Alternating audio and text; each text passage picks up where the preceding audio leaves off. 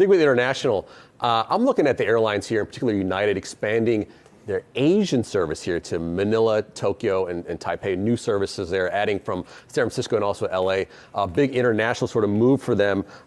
As you know, we've seen a lot of other airlines sort of expanding international operations as the revenge travel trend continues. So United says that, including this Pacific service, they have 114 international cities across the Atlantic that they service, and that they anticipate that their Asian service will grow by 40% over what it had pre-pandemic. So these are big expansions of the business internationally for not just United, but the Deltas and the other airlines of the world, the Americans. So Josh, I know you're following these airlines. We saw Delta with a nice strong quarter there, but the stock prices aren't exactly moving, right? Yeah, we were talking about it a little bit earlier. It's just always interesting to see what investor reaction is like to something like that. You take a look at a Delta chart over the last 5 days.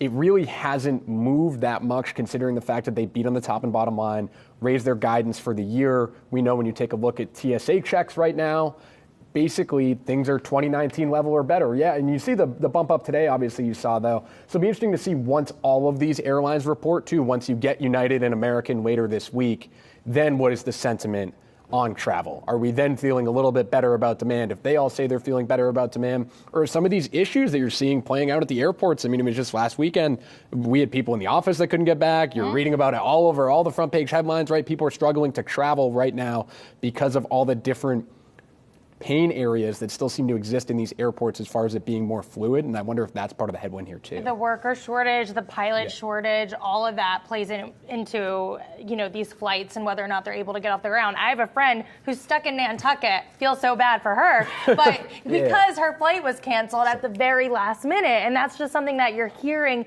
more and more anecdotally. But just to look at the year-to-date charts there, the recovery story has been pretty significant, right? I mean, just under 50% for Delta, United Airlines, American Air on the year. And considering where we were at one point with the pandemic, all of the headwinds that these airlines have faced, I do think they are poised for more growth in the back half of the year, and perhaps investors will jump on board. And I think this will be a key earnings season for all the airlines to really convince those investors. Just real quick, Josh, we talked about this earlier.